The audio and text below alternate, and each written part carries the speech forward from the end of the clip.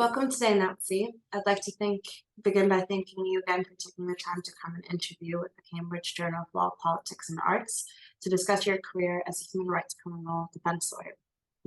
Now, throughout your career, you've been involved in the most high-profile cases representing clients in a wide range of criminal cases involving white-collar crime, drug trafficking, murder, and terrorism. And equally, you're highly represented and respected, renowned lawyer in international human rights law, having represented clients before the European Court of Human Rights and United Nations Human Rights Committee. Inevitably, there are many legal topics to discuss based on your work, but in the interest of time, I thought in today's interview, we would focus specifically on your work in defending terrorism, and specifically the implications of protecting human rights, or really the lack thereof. And based on that, I'd like to begin with asking you, why do you think it is, when dealing with the crime of terrorism, it is treated so fundamentally different in the court of law compared to other barbaric crimes such as murder, rape, or kidnapping?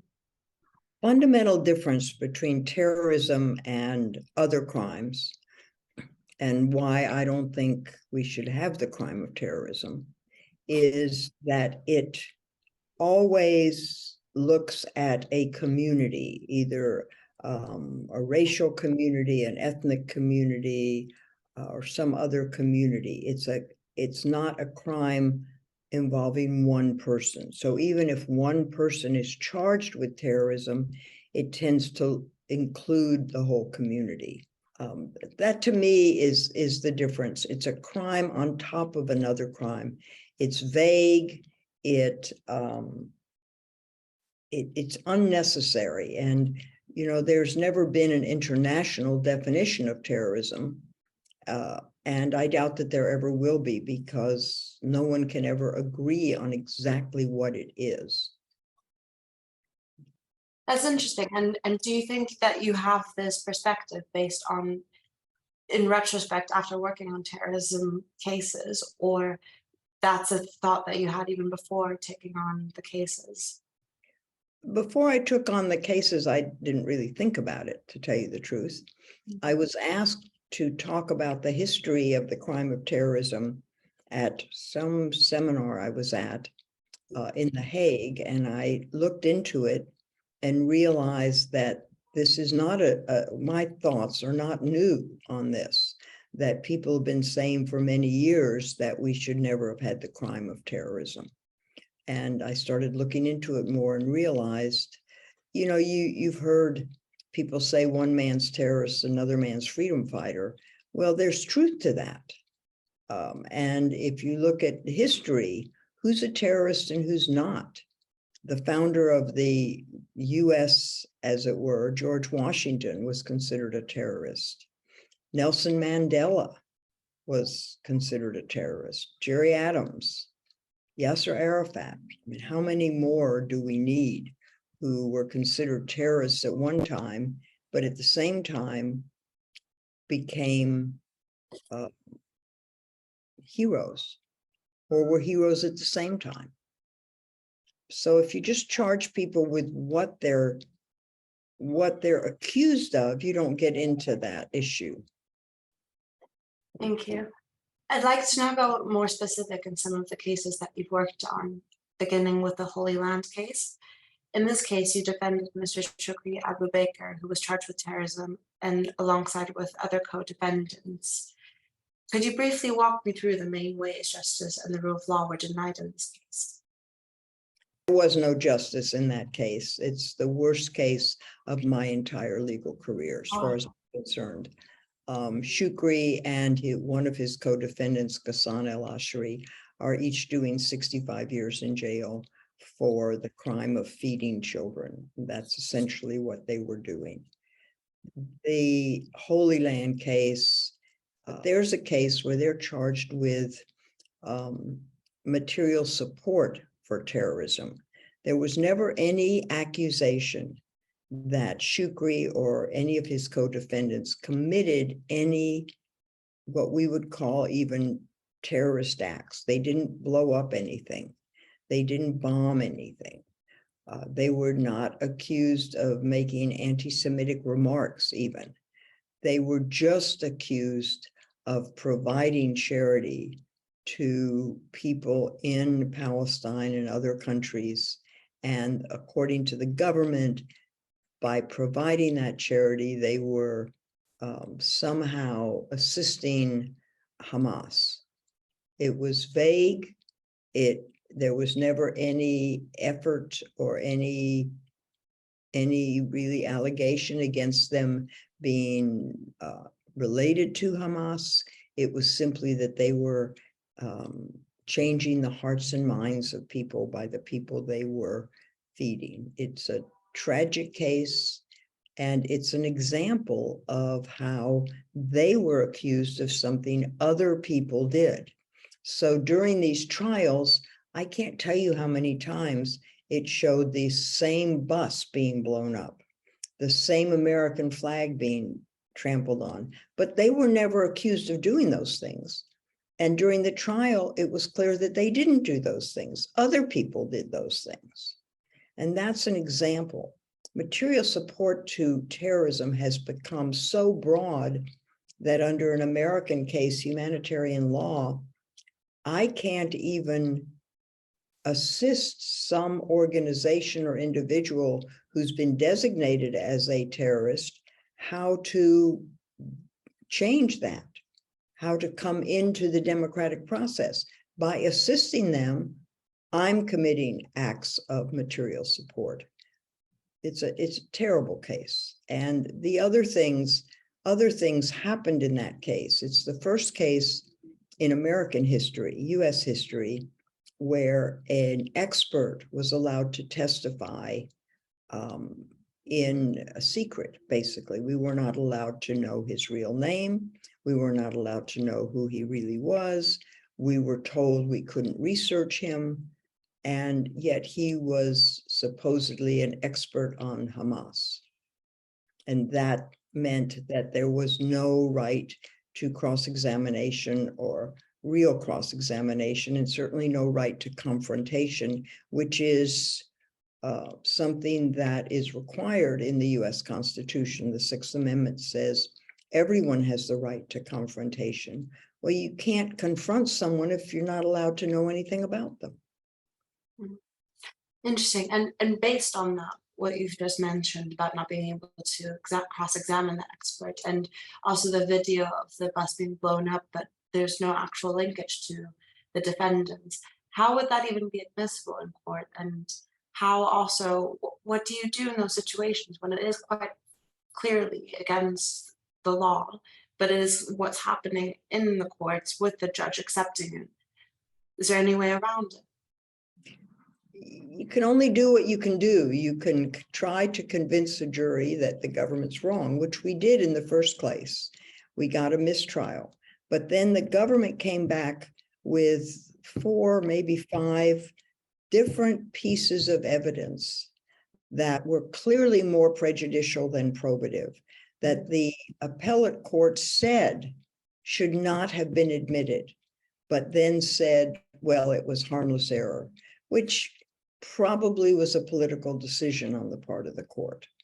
And how do you confront that? I don't know. We'll never give up on this case. We've gone everywhere we can with the courts, but we can just hope for a miracle, clemency, or something that happens where they get out eventually. Yeah. And on that point, how you said this case seemed to be more political, does this experience make you feel that broader legal decisions are predetermined when the government gets involved, despite the lawyer's best efforts?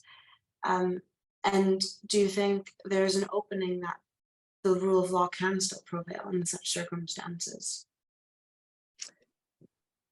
I don't think the cases are necessarily predetermined, but throughout the process, the decisions that prosecutors make, that judges make, are weighed against the defendants, certain defendants, certainly Muslims in the US now, Black people as far as we can remember, Native Americans. The US has never been a democracy for all the people. It's just, it's a misnomer. People believe that.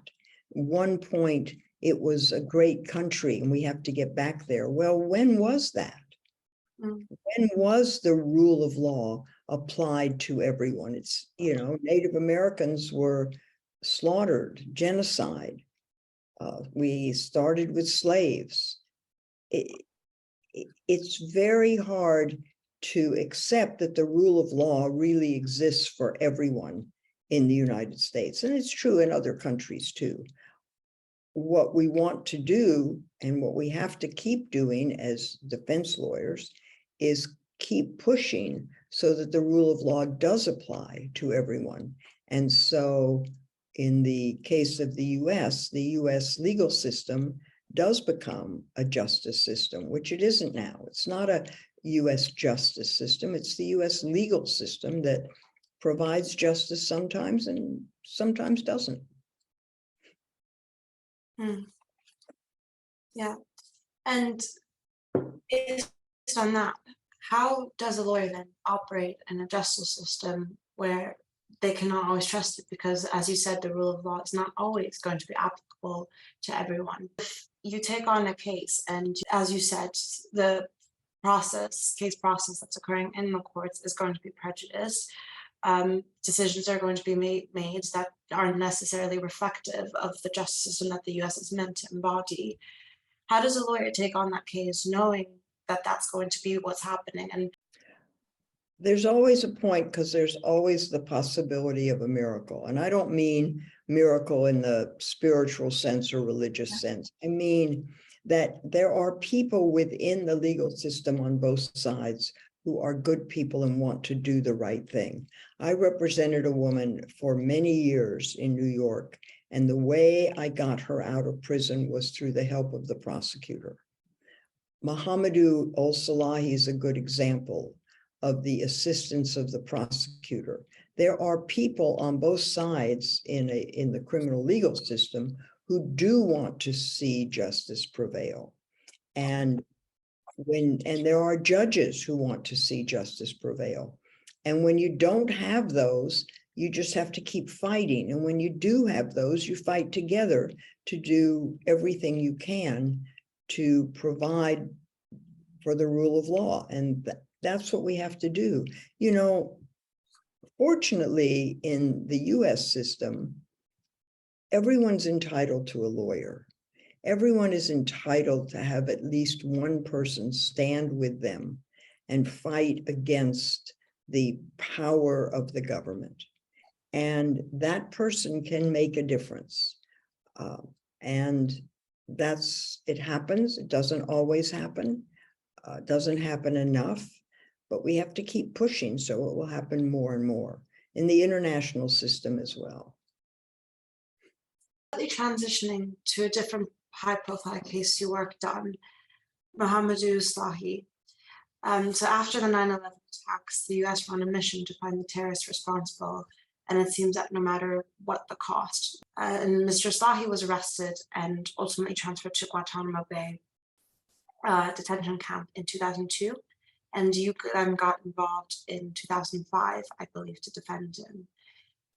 Can I ask you what prompted you or intrigued you to take on this case specifically? I wanted to do a Guantanamo case, and I wasn't really looking for one specifically, but this one fell into my lap when a lawyer in France who I knew wrote and said he'd been requested by a lawyer in Mauritania to look into this case. And was I interested? And I said yes. I knew virtually nothing about Mohamedou when I started. I knew what he'd been accused of, and that was it. But this was the one that came to me, and so this is the one I took. And what would you say when you began this case were the key elements in your case strategy to prove his innocence? Well, you've got to remember he was never arrested. He was captured. There was no legal process happening here. There was no legitimate US court happening here. He was captured in Mauritania. He was taken to Jordan, where he was tortured for 8 months, 7 or 8 months, then taken, rendered to Jordan, rendered to Afghanistan, rendered to Guantanamo, tortured in Guantanamo, interrogated in Guantanamo, and ultimately the court said that he and others could file petitions for writs of habeas corpus, but the government's position was, well, they can file them, but we're never going to answer them. And it wasn't until 2008 that the Supreme Court ruled in the Boumediene case that the government actually had to answer these petitions. And then we at least had a legal forum in which to conduct the case. But there was never a real, other than the habeas case, which we won in 2009, there was no legal process happening here. Based on that, as you said, it was based on the habeas corpus that you were able to take on this case and essentially go to court, because the U.S. actually never charged Mr. Slahi for the crimes that they alleged. Do you believe that, based on that, it was irrespective or irrelevant whether or not particularly Mr. Slahi, but all the detainees in Guantanamo Bay, do you think it was irrelevant if they were innocent or not in such circumstances when such due process was denied? Yes, it became irrelevant. It's still irrelevant. There's still 30 or 31 men there, 17 of whom I believe have been already cleared for release, and all but 5, 6, 7, 8 maybe have never been charged with any crime. They've been there since 2002. That's not a legal process. That's not the rule of law being carried out. If some American U.S. citizen is in a foreign country and being held for 20 years without being charged, the U.S. government will go crazy. And yet that's what it's doing and has been doing, and people have been tortured. So we've through the work that we've done and that many others have done, we were able to get a number of those people out. And people have been tried. One person's been tried, convicted, his case reversed. Another one pled guilty, his case was reversed. I have another one there who's facing the death penalty, and their 9/11 guys are there. And there are a couple others who are facing charges in this military commission. But the military commission is not like any court that's structured under US law.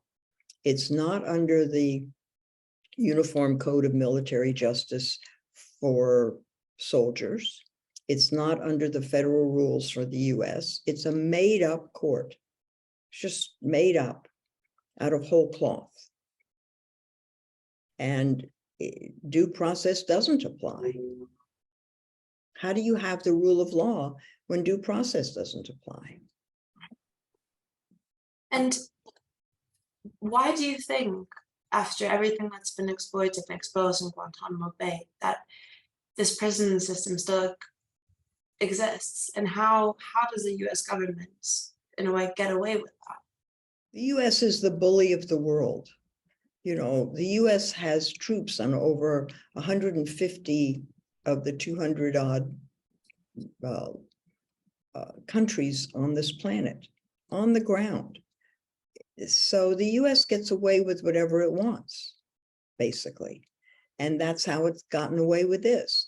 The US stands up and talks about the human rights violations in China, the torture of the Russians, Cuba, and yet the US is as guilty or more guilty than many of these other countries. But it just can get away with it because of its power, of its economic power, of its strategic power. And that's how it gets away with it. Empires rule. That's been the history of the world. Mm.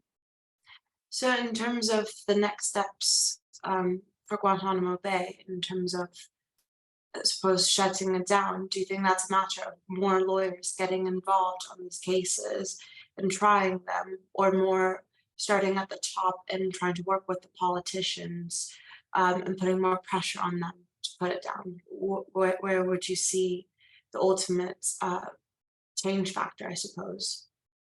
Everyone in Guantanamo who wants a lawyer now has one, and has had one for many years. And these lawyers keep fighting. And that's how we end up with one or two getting out every once in a while. President Biden promised to close Guantanamo. President Obama promised to close Guantanamo. Neither one took decisive action. President Obama is responsible for Mohamedou spending another 7 years in prison because we won his case. A lot of people were winning the habeas cases at that time. And all the government had to do under Obama, Obama's Justice Department, Obama's Attorney General, was just not appeal. They'd go home. They wouldn't have to worry about what country they go to or where they'd go. They would get out. And yet most of them were appealed. And so Mohamedou sat there for another 7 years. And even after he won the second thing, which was not a court, the Periodic Review Board, which were 6 intelligence agencies that found unanimously that he was not a significant threat to the US or its allies, it took several more months to get him out. And then he didn't get a passport for 3 years because the US, as it did with all the countries, told Mauritania they couldn't give him a passport. So the US just has its claws everywhere. And all you can do is keep fighting. And that's what we continue to do. I fight for my other client, Ibrahim al-Nasri, in the international court, and the commission lawyers fight for him in his criminal case, and the other lawyers who represent the defendants in the criminal cases or in the habeas cases continue to fight for them, continue to try to find places that will take them under these strict US rules. And, you know, there were a number of, and still are, many Yemenis in Guantanamo. And they, at one point, were beginning to go home. And then a Nigerian guy tried to light his underwear on fire in an airplane over Detroit. And he had been recruited and got the equipment that he had from a Yemeni guy. And so President Obama said, no more Yemenis, go home. Well, that's collective punishment. And that's what happened. And they got stuck there. And now there is almost no Yemen for them to go home to. They have to go other places. Despite the disappointing outcome with Mr. Slahi and how the Obama administration appealed it, how do you remain motivated in those circumstances? And what did you learn from that case and defending Mr. Slahi that you can now apply in these current cases where you're continuing the same fight, where you're working for a system that respects the due process and the justice system?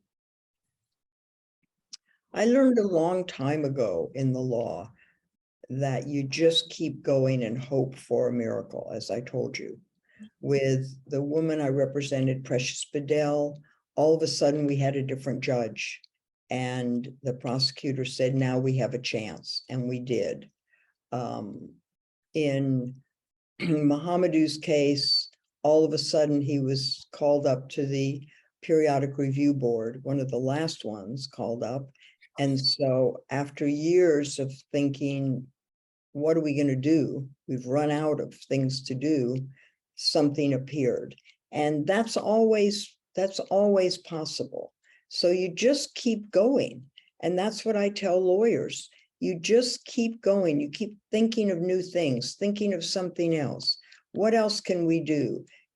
How can we do something that brings this to people's attention? In Mohamedou's case, I believe his book, Guantanamo Diary, helped get him out. And the film, The Mauritanian, we now hope will help others get out because it gets the conversation back. People are speaking about it, thinking about it, talking about it. And in all criminal cases, which is what I've been involved with, internationally or domestically, you just do everything you know to do. You investigate every corner. You do everything you have the time, energy, finances to do so that you don't miss anything, and hope that somewhere in there, there's that kernel. And it won't work all the time. It won't work a lot of the times, but it will work sometime. And you've got to keep pressuring for it. You know, we celebrated recently the anniversary of a case called Gideon versus Wainwright. Gideon was a guy in Florida who wrote a handwritten letter to the Supreme Court of the US and said, I didn't have a lawyer. And as a result of that case, everyone who's charged with a felony in the United States is entitled to a lawyer. Anyone who's going to go to jail, even for a misdemeanor, is entitled to a lawyer. But that wasn't the case before. Before Brown versus Board of Education said separate is not equal and said there shouldn't be segregation in the US schools, there was. People still have to fight that fight. People still have to fight to make sure that a lawyer means a breathing lawyer, an awake lawyer, a not drunk lawyer. So those cases keep happening, but you just keep building on them and fighting for due process and the rule of law. And that's what lawyers do. That's what we do. It is hard and it is depressing sometimes, often, and it's dispiriting, but you just keep doing it. Is there a way to also increase accountability of the US government? So to say, sue certain officials in such circumstances? Yes, there is a way to increase accountability through lawsuits and civil cases against police departments, against police, but those cases are also very difficult. I don't do them, but those are cases where things do change. Police departments have been forced to change through pressure. You pressure on politicians, getting a politician who is on your side to focus on those. Electing different people can make a difference. And in the case of Mr. al-Nasri, the accountability that he wants for people to know what happened to him, because he was tortured in the CIA black sites, we've had to go to the international courts. And we've had a success. We won 200,000 euros for his family through the European Court of Human Rights. We have a case in front of the International Criminal Court, a case in the UK, a case in front of the UN Working Committee on Arbitrary Detention. And that will never get him out, but it will get accountability where other organizations, people, politicians in other countries will see what happened to him. Now, the US is never going to answer to any of those courts. Recently, we heard that there was an arrest warrant against Putin from the ICC. And I was reading quite a bit of the news about it.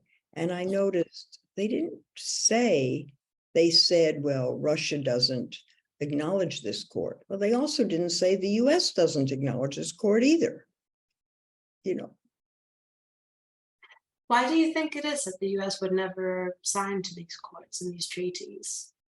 Because the US is afraid that that will bring out things like what's happened in the CIA did, that the US will find itself getting arrest warrants for individuals in the US who've committed war crimes.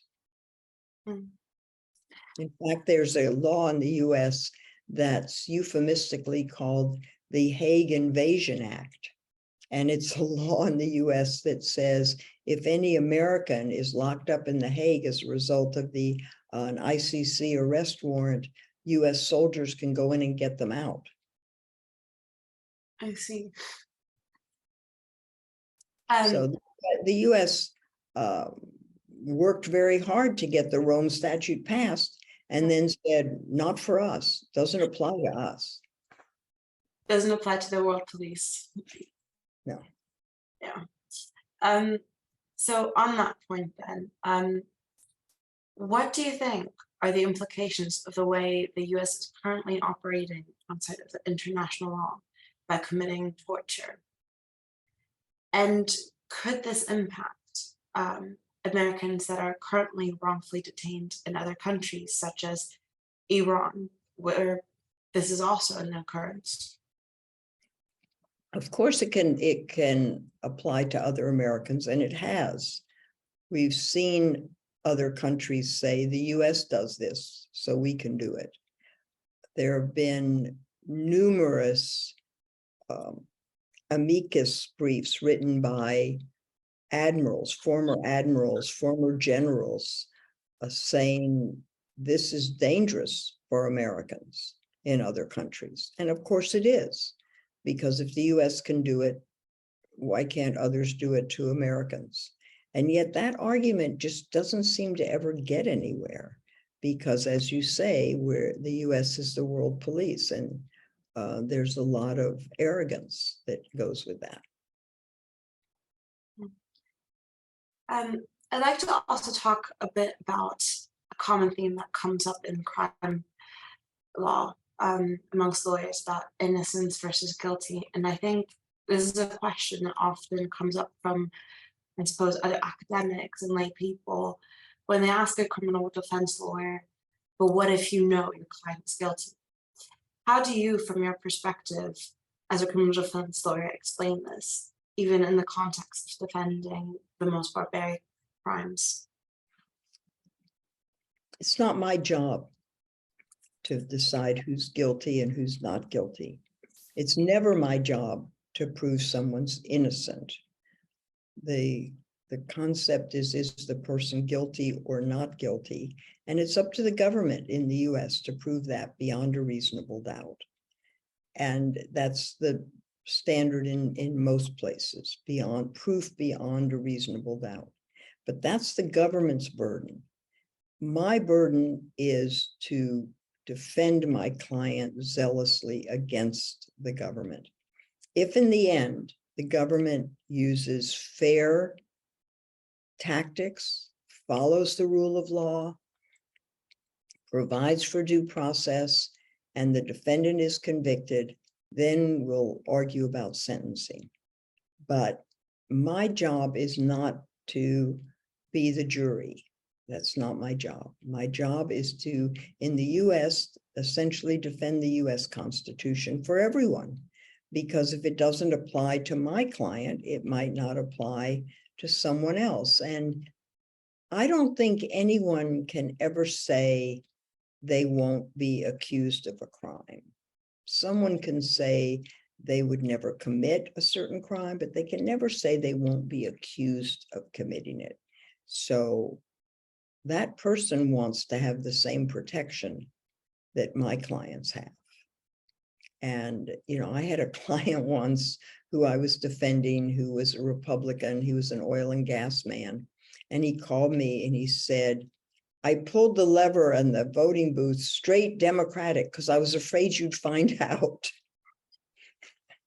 And I said, well, the quickest way to turn a Republican into a Democrat is to get him accused of a crime. And then all of a sudden, what is this judge thinking? Well, now you know.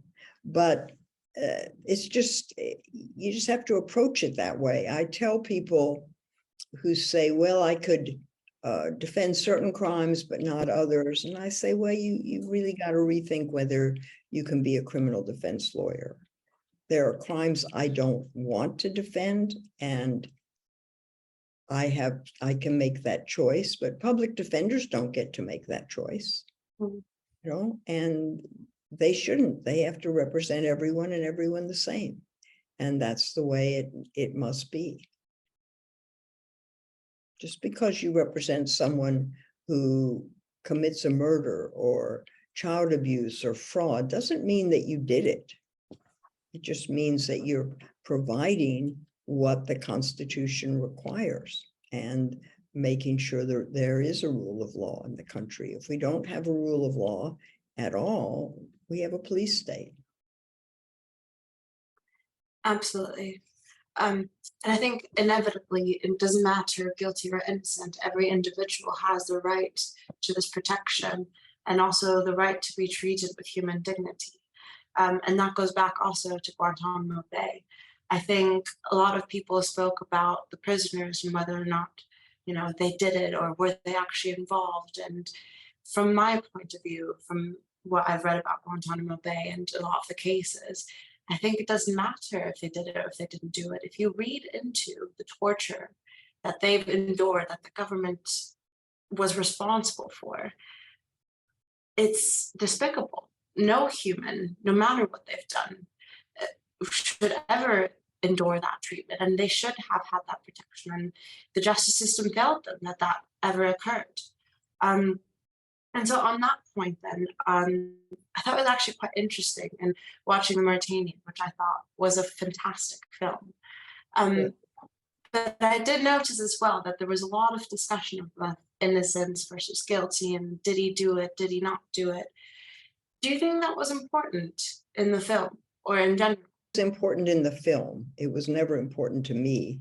Okay. Or to Terry, actually, who is a death penalty lawyer, represents people on death row, and would never have cared in real life whether someone was guilty or not. But the role she took in the film was kind of to be a proxy for the audience, because we know that's what the audience is thinking at that point. And that's when I kick her out and say, you have to leave. And which never happened, by the way. It did happen. There was another lawyer involved who quit, but not Terry. But Terry agreed to do this for the film's sake, so that to combine these people so that the audience would have someone to identify with. And that whole scene is really interesting because I really would tell someone who took that position, you need to rethink whether you want to be a criminal defense lawyer, and you're not on this case anymore. That would have happened. I wouldn't have been as rude as Jodie was. Jodie has said that she was much meaner than I am and ruder. But I did say the last words that are in that scene. And those were my words, and I must have said them to Jodie when we were talking at one point, because she mouthed them.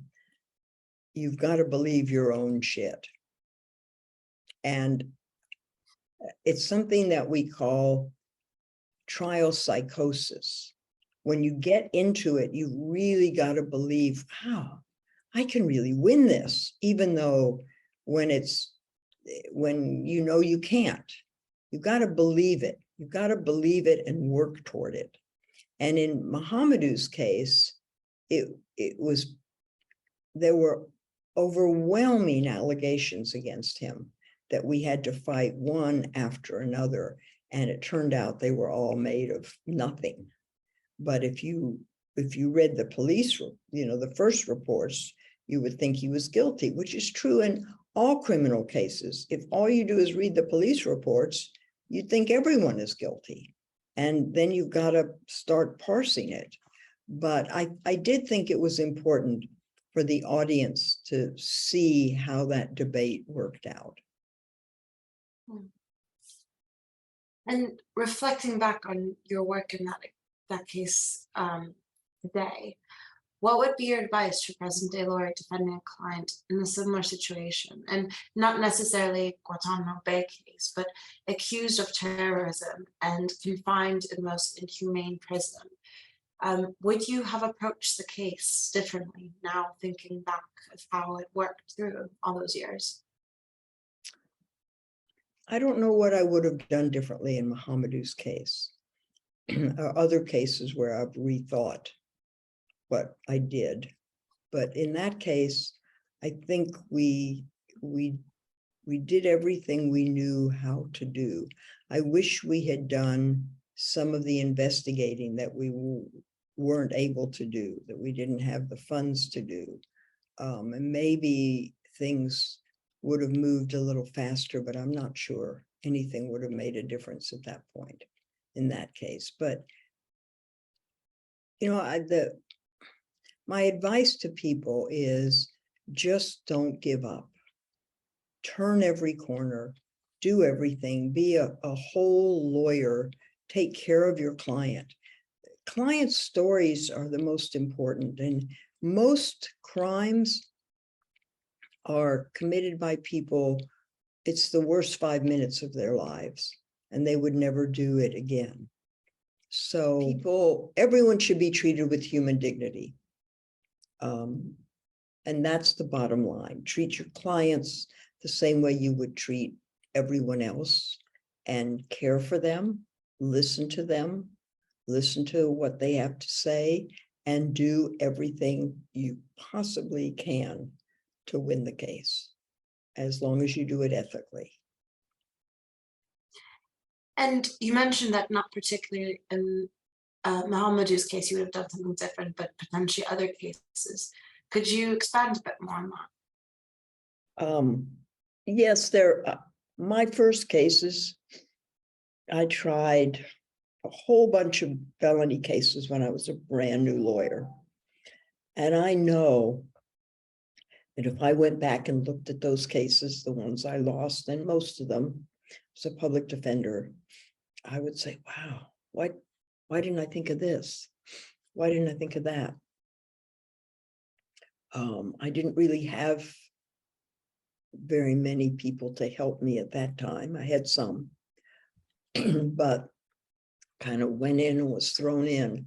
And there are other cases where I just feel like I missed something along the way.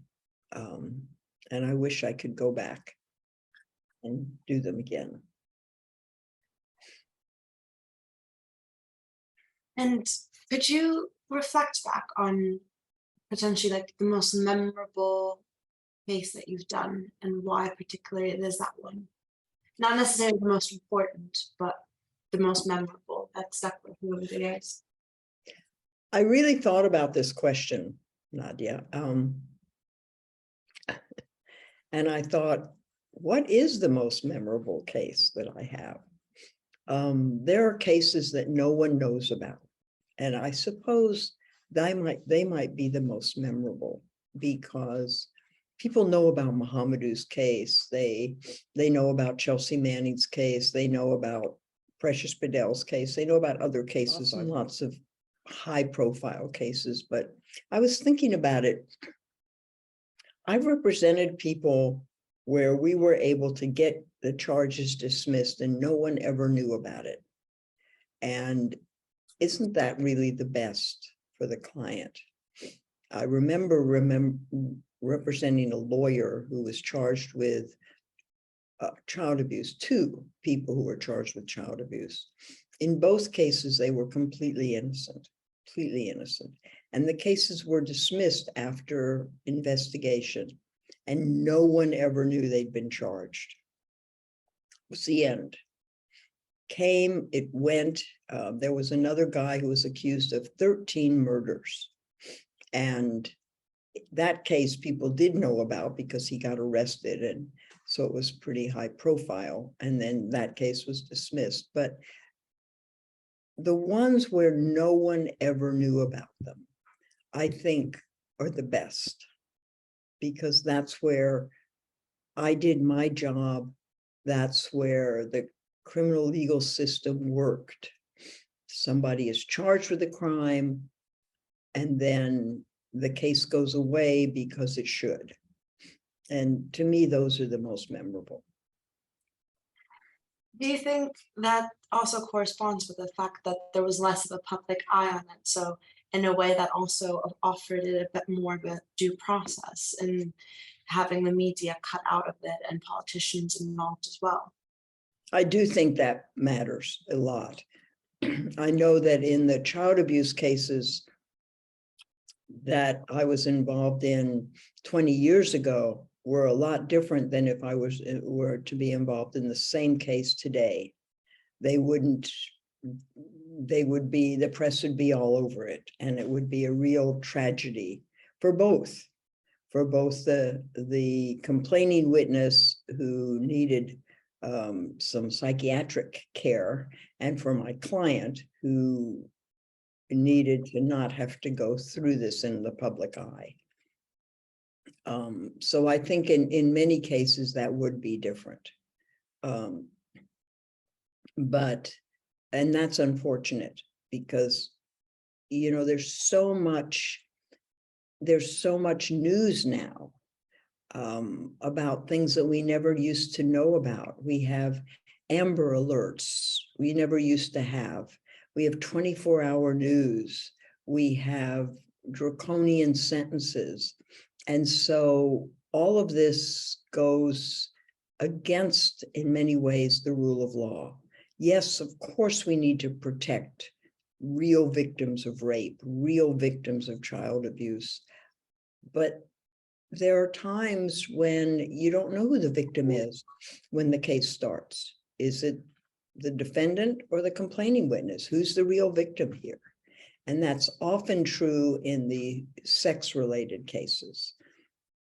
And those are the ones where they keep the complaining witness name. You don't get to know who that person is if it's a child, but you know who the defendant is. And it's kind of, maybe they shouldn't let either one be public until we know where those cases are going.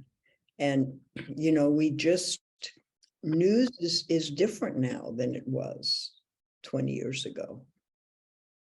And in many ways, that's unfortunate.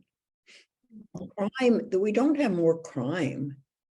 I keep telling people this. I tell people, they say, well, it was safer when your son was young. No, it wasn't. It was actually less safe in the 80s in the US than it is now, except for murders, which went up and nobody quite knows why in the US during the pandemic. I mean, if you leave the pandemic and the peculiarities of that time out of it, crime is down, but we hear more about it. So you've got these helicopter parents who won't let their kids go outside alone. And yet they're safer than they were when I let my son go out alone 40 years ago. Right. What would you say is an appropriate balance between having that privacy in the courtroom and the trial taking its course, but then equally the public also having the awareness of what's going on around them and their surroundings and the crimes occurring in their neighborhoods? Well, it is a balance, and the public has a right to know, and that also benefits someone who's accused because you want the public to be aware. You don't want to have trials in private, right? I'm not saying that. And so there is a balance, but in the balance, the defendant's Sixth Amendment right to protection against protection in favor of confrontation, due process, the right to a fair trial always has to be the balance that you look for. Always, that balance has to be the one that tips the scale. And also, it'd be interesting to know from your experience as a lawyer and working with various other lawyers, what have you noticed from you makes a good lawyer or a distinguishing one? a good lawyer, in my view, and I tell this to people coming out of law school, I tell this to people who have been about to hire over the years, is someone who is for lack of a better word, a full service lawyer. If my client is going to jail and says, but there's nobody home to take care of my cat, it's my job to make sure the cat gets taken care of, sent some, to a relative or something. Whenever people go into prison to meet with a client, talk about the crime, talk about the defense, but also make sure the client's okay. Make sure the client's getting the medicine, getting the visits he needs or she needs. Make sure everyone is all right all the time, and listen to the client. Listen to the client's stories. Make sure you understand who they are. Go to visit the crime scene, but also visit the family. Talk about the history. Talk about who this person is. Get to know that person. And just be everything that person needs, because the lawyer ultimately is often the only person between the defendant or the accused and the world and the government. It's pretty simple. Absolutely. If I could just ask you one more question, because I appreciate we're running low on time. But just more to wrap everything up. In your legacy of defending human rights law throughout your career, how would you want this fight to continue by your successors? What do you hope is going to improve over the years? If I were starting today, I would be figuring out how to represent migrants, refugees around the world. There are people in refugee camps all over the world that we don't know anything about. Hundreds and hundreds of thousands of people who are born, live, die in camps where they get no services, no UN services, no NGO services. We don't even know they exist, and they're huge all over the place. And that's where I think I would devote my time if I were starting now. I also think I work with an organization. I'm on its advisory board of the International Bridges to Justice. And its goal is to provide lawyers to everyone, and making sure people who are in prison in countries that have very few lawyers get lawyers, make sure lawyers are trained all over the world, make sure that the world understands why we need lawyers and why people who think they will never commit a crime need to make sure that everyone has a lawyer to protect them and their families and the rule of law for everyone. But I tell lawyers now when they say, what would you do? I say, I would do immigration law and migrant law, refugee law, because that to me is becoming the biggest issue around the world. Absolutely. I agree definitely on that. Well, thank you very much for taking the time to speak with us today. You're welcome, Nadia. This was an invaluable conversation to have with you, and it's really fascinating. So thank you very much.